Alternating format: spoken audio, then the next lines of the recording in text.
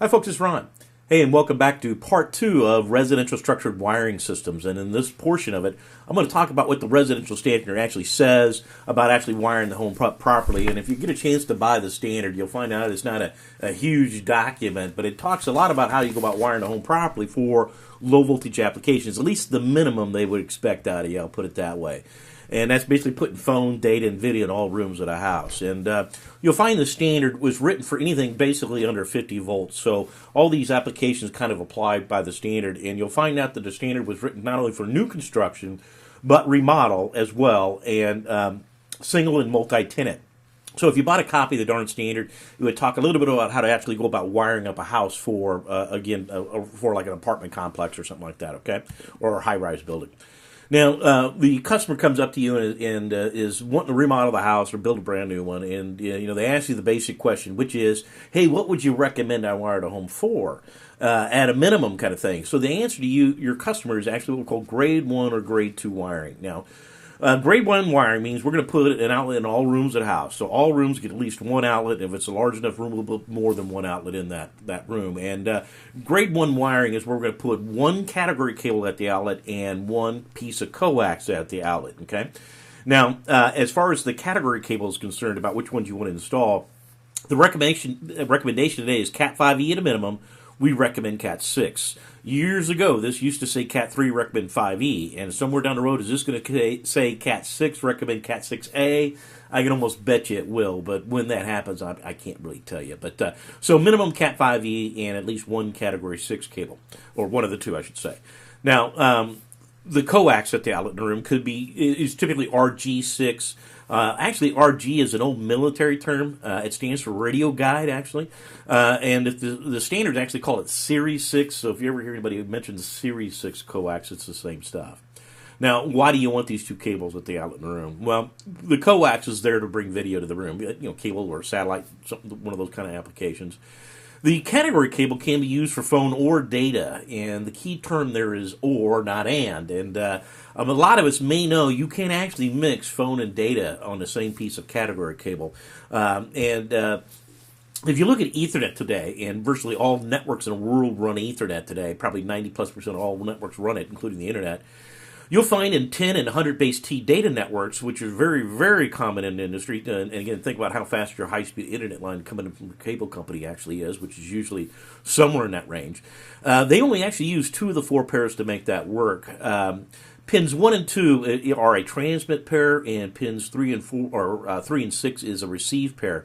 And so the computers are not using all the pairs in the cable. So could you technically take some of those pairs that are not being used and split one pair out to a phone jack at the outlet of the room and split that pair back out at a panel and feed that to a phone board and put phone across one of those pairs? And the answer to that is yes, you could. And you might have a little interference when the phone's ringing, but other than that, it's probably going to be working.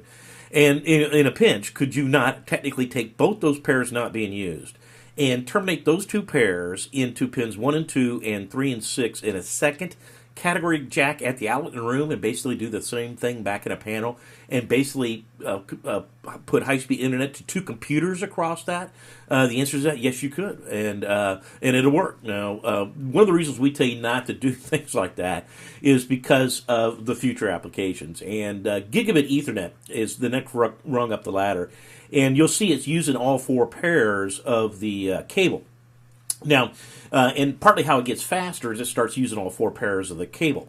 And we're actually transmitting and receiving on all 4 pairs. So as Gigabit Ethernet becomes popular in the home, that's going to be a problem because we need to use all the wires. Now, when will Gigabit Ethernet become prevalent in the home? Again, I can't tell you that one either. And but if you follow people like Google and what they're doing down in Kansas City with Google Fiber, and they're doing this down in Austin and someplace I think out in the Salt Lake area as well too. But they're bringing fiber to every home and business in those cities in Kansas City, and they are going to be the first gigabit data network in a metropolitan area in the country. And I think what Google is trying to do here, in fact, I know what they're doing, is they're trying to beat all the other service providers to gigabit Ethernet, which at this point in time may not have a whole lot of services needed for that in the home, but as things go on, it's going to definitely happen. So that's one of the reasons why we tell you not to do this. And the real answer to people is that instead of grade 1 wiring, what we really want you to say to them is grade 2 wiring. And here's an example of grade 2 wiring, where we've got 2 catenary cables at the outlet of the room, and we got 2 coaxes at the outlet of the room. And the coaxes, it's again RG6, and one of these coaxes can be bringing video into the room. The other one can take video out of the room if you had a nanny cam or some video source you might want to share.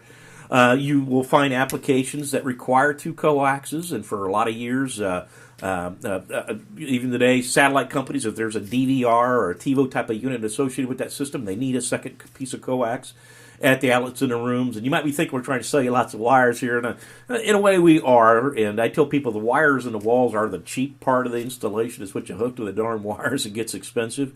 But we're going to err on putting lots of wires in walls if we can. And the catenary wires, one's phone, one's data, although they can be both phone or both data, but that's kind of the intent. So grade 2 wiring is really what we want you doing and selling to people here. Now, you'll see on the chart here that it talks about fiber optics as an option. You know, we've been talking about fiber optic cable coming into a home for a lot of years, and it still isn't here.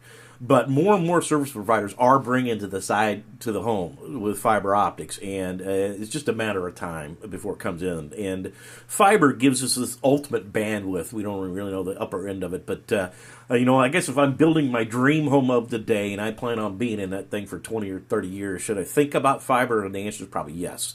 And you'll find out that the cabling, and you can get this cable all in one bundle where it's 2 coaxes, 2 Cat5e, and a pair of fiber in it. All bundled together, and you'll find that the fiber optic stuff is not really all that expensive to terminate and install. It's the electronics that on the outside that gets a little more expensive, but it's something to at least think about in your home, okay? So grade 2 wiring, that's what you want you to actually install. Now, we want you wiring all rooms of the house, too, here. And, the slide here says bathrooms, and I'll be truthful with you, the darn standard here does not mention bathrooms. But I tell you what, when I go to these trade shows and I see what these guys are doing in bathrooms today, it's amazing. The mood lighting and the music packages, and have you seen the TVs that are mirrors, and if they turn them off, they're a mirror, and turn them on, they're a TV, and they got some pretty fancy toilets going on, and shower stalls, and so all kinds of stuff going on. So what the heck, wire up the bathroom. And we also want you to make sure you're using backless type boxes. And here's an example of a backless type box. Code does not require a back box. And the reason we don't want a box with a back is because normally that slack at the outlet, they're going to wad it up and shove it into the back of the box, which just knots it up and kinks it really bad. So we want to try and avoid that if we can. Okay. The standard also suggests to you that if the room is big enough that we would put more than one outlet in the room to eliminate the need for extension cords. Kind of like the code book says about electrical outlets, same idea. So if that room is big enough, we would actually then pull 3 different poles to this this room itself. And that's 3 separate poles, what we call home running of cable. It's a dedicated line of wire. We're not daisy chaining wires in any way, shape, or form anymore. Some contractors might refer to it as star wiring, where we come from a central point like our low voltage panel, and we wire to each individual outlet separately. So, and no splices can be happening in those runs. If you cut the wire accidentally or during the installation, technically we're going to ask you to pull new wire. So no splices in any of those home runs out to the outlets in the rooms, okay? Now, grade 1 suggests to you that you don't necessarily need power near the low voltage panel you're going to install, which is kind of crazy. I think you're probably going to need power nearby. Grade 2 suggests that you have a dedicated circuit for the panel. Now, keep in mind these are standards, not codes, so you don't have to follow what this thing tells you. And so I definitely feel like you need power there, but I don't know if I go to a dedicated circuit for it. But and when you look at these outlet receptacles and things like that, you'll find, like in this one here, was a power module that actually mounts in the bottom of one of those panels. And the blue receptacle indicates something here, which is surge protection. And just a little bit on surge protection. I tell contractors that if you're not installing whole house surge units in people's homes, you're missing the boat on an opportunity here. You can run out and buy them for $100, $150, whatever they are. They wire into any 2-pole breaker in an electrical panel. It's pretty simple to install. You can protect your power lines through those. You can run your phone lines through those for protection. They tell you can run your cable TV lines through them, but watch out. You'll find out no cable companies recommend surge protection because at times that device can actually filter channels on them, so that's why they don't like it. But Anyway, but surge protection is a good idea, and I tell folks that if you've never experienced a large surge in the neighborhood, and you'll know the value of decent surge protection when you do, because anything with a microprocessor is susceptible to a surge in the neighborhood, and if you've ever lost a treadmill or a microwave or TV or something like that, you'll know the decent value of good surge protection. And I tell folks, if you go out and buy that fancy TV someday, and you need to hook that up with some new cabling, and the person in the store tries to sell you that $300 set of cables, because that TV's never going to look good without this $300 set of cables in it, I tell most folks buy the $30 set of cables and put all that other money in surge protection. You'll find that's actually pretty good use of your money. You'll find a lot of these cables that you see sold out there in the audio video world, a lot of it's kind of good marketing. Okay, so anyway, grade 2 wiring, definitely want to have power nearby the panel. Now, when we talk about grounding of these systems, by code, you have to ground all your low voltage wires as they enter the building. But the first thing I'm going to tell you is check with your local code people. I don't live in your neighborhood, so find out whatever the local code people are making you do as far as grounding is concerned in the building. But again, as a general rule, all low voltage wires need to be grounded as they come into a building. And you can't take this with just a typical ohm meter. You've got to actually have a earth ohm resistance kind of meter, what they call a Megger type tester. And there's several variations of Meggers out there. And it's interesting, the code book says if you drive one ground rod on the outside of a home, Mr. Electrical Contractor, you're required by code to actually measure the impedance of that ground, which should be under 25 ohms or less, and usually it's quite a bit under that. And virtually nobody does this. And in '08, when the new code came out in '08, it basically stated that if you drive two ground rods 6 foot apart, bond them together, they automatically ought to be under 25 ohms. You don't have to measure that. So a lot of the country has gone to 2 ground rods. But I find more and more people going to what they call the UFER grounds, which is the name of the grounding system. And it's actually using the rebar and the concrete to actually make that ground connection. And they figure what the heck that thing's going to be there the life of the building. And, a number of years ago, a study is done by ground rods on what the useful lifespan of a typical ground rod is. And you know what they came back at it? It was 12 years. And I'm sure you guys replace your ground rods on the side of homes every 12 years. So anyway, be aware of that, all right? So whatever they're telling you to do, you do, okay? Now, today, it is required by code, again, that we ground all low voltage wires. And there are a myriad of ways of doing this as it comes to the building. And here's just one example. This is basically a block of aluminum you can mount on the side of a building, and you can run a number 6 conductor off this to a ground rod, and then ground your cable TV or your satellite or whatever it is as it comes into the building. So some of these will mount right to a meter base at the local utilities to let you do that. Others will have to be mounted someplace else on the side of the house and then grounded as well. So again, check with your local code people as well, and make sure that ground is supposed to be, again, 25 ohms or less. And again, gas lines, steam lines, hot water pipes, all those things are really not considered ground rods, okay? All right.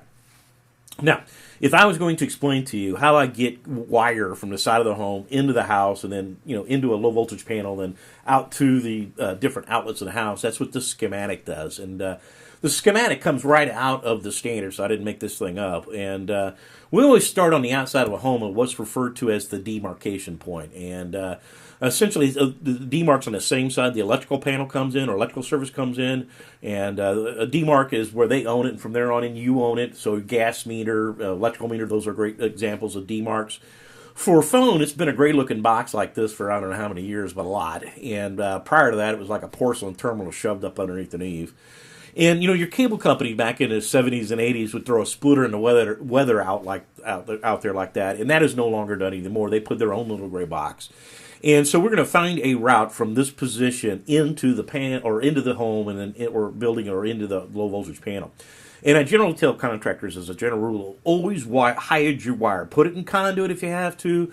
Don't leave it exposed on the outside of buildings, because people do stupid things like accidentally cut it, paint it, hang your Christmas lights from it, all kinds of stupid things. So always try to make sure your cables are covered up and not exposed, okay? All right, so we find a route into the house and then into where we're going to put a panel. Now, the the standard would suggest to you that you install what are called auxiliary disconnect outlets inside of the home. Okay, Now, the ADO is essentially just an outlet. It doesn't have to be anything fancy. It can look like just one of these little connections right here. And essentially what the ADO is a testing point for in the home. And if you can imagine, if there's a service problem in the house and you don't know if the problem's in the home or outside the home, and say you're looking for phone service, and this outlet's someplace in the house, and I'm trying to figure out, do I have service inside the home, I can take a tester or a phone and go to this outlet and see if I have dial tone. And if I do, I know service is coming into the building. Now, this is also meant for like an apartment complex. This is an outlet in the apartment that the tenant can go, you know, I don't want the cable or the satellite or whatever the heck the service is, and actually physically disconnect themselves from it in the apartment versus having to go out all the way out to a DMARC to do that. So that's all the ADO is meant to be, more or less a testing point. Okay? Now, the distribution device, as far as it's concerned, the panel itself. Now, technically, you don't need a panel. I mean, you could slap everything on a piece of plywood someplace and it would be just as effective as putting in a low-voltage panel. And I like to tell people there's probably 30 people making panels today, and once you get your arms around one, you're going to get your arms around all of them. So they're not all that hard to actually install. And the panels, we would like to put them in climate-controlled environments. No attics, no garages, no exterior storage type of locations, and part of that is the hot and cold, but really the real reason for doing it is corrosion. And all these connections inside those panels are made out of copper wire. And what's that copper wire going to do over time? Well, it's going to corrode. So we want to make sure it doesn't do that. So and by the way, the entire world has gone to compression coax connectors, and why have they done that? And part of it is because they have O-rings in them, and they can provide a certain amount of water tightness. So we like to put them in climate-controlled environments, folks. Okay, and so no attics, no garages, or again any exterior storage type locations. And there are a number of different type of panels available to you, but we typically find these in closets, master bedroom closets, mud rooms. Laundry rooms, those kinds of places. Could you not mount this right next to the electrical breaker panel? And the answer to that is yes, you could. Nothing says you can't. It's just not maybe the brightest place to put it because you got all that electrical wiring that you're going to have to cross to get to your low voltage wiring. So keeping some separation for power is always a good idea. So find a place to mount that darn panel, and then we're going to run wire from it to all the different outlets out there. Okay, now. The horizontal cabling in walls, what we call it, is what's referred to as the permanent link. So, again, we're going to have a dedicated run of cable to every one of these outlets in the house, okay? And it's home run or star wired, as was said before, and it's referred to as the permanent link or, again, the horizontal cabling in the walls. Now, there's a length limit here of 90 meters or 295 feet. Now, first of all, in single-family homes, are you ever going to hit 295 feet? And if you do, you're wrapping wire around a house. And if the guy does have a house that big, well, he's got a big house, okay? Now, in an apartment complex or a high-rise building, could I hit 295 pretty fast? And the answer to that is pretty yes, I could. And you're going to be wondering, where does this rule come from? Because, if you're using telephone wire for old analog wire phone circuits, you can run that 1,000 feet and probably make that work. Cable TV guy, when you tell him you're going to go 295 feet over RG6, he's going to say, whoa, probably going to have to amp this, but I could probably get it out there to you. And where the number actually comes from are data guys. And certification testers, which are testers we use to test data networking cable to make sure it's actually capable of supporting whatever speed we're trying to get out of it, we'll measure the length of the cable. And you'll find that all these routers and switches and these devices that make all these computers talk to each other, they're all designed and engineered to be able to work around 90 meters of category cable. And so it's their design limitation. That's where this number comes from. And so my meter might say 95 meters, and it would technically fail the test. And I tell people, well, what are you using the wire for? Could you go longer than 90 meters? And you might be able to. So, but that's where that number actually comes from. So could you go out and buy basically 300 foot of category cable and put a mod plug on either end of it and plug one into a router and snake it along the baseboards and eventually plug a PC into the other end of that cable? And should that work? And the answer is it should. But that's where that number actually comes from. Okay. Now, they also give us another 10 meters of cable outside of the walls for patch cords and things like that, for jumper cords in the panel, or patch cords going out and plugging in whatever the device is out in the outlet in the room. So the actual number is 100 meters, which is 328 feet. And, if I ever go past this 90-meter rule, you can do it. It just costs you a little bit of money because you'll have to put another router or switch out there that takes it the next 90 meters. And you cannot do that endlessly, but you can always get around the 90-meter problem if you have to, okay? Now, from the panel out to the DMARC, we will also give you another 50 meters of cabling. So the standard basically says from the side of the home to the furthest device in that home, you're not supposed to be past this 150 meters or 290 or 492 feet, which is actually a very long run. So, especially for single family. Okay, so that's what the standard says about how to actually lay out and actually install these panels inside these homes. Hey, thanks for watching, folks. Do me a favor and go check out my YouTube channel. I really appreciate you watching that thing. And, hey, thanks for watching this video. I'm Ron with Ideal Industries, and I hope you learned a lot. We'll see you in the next one.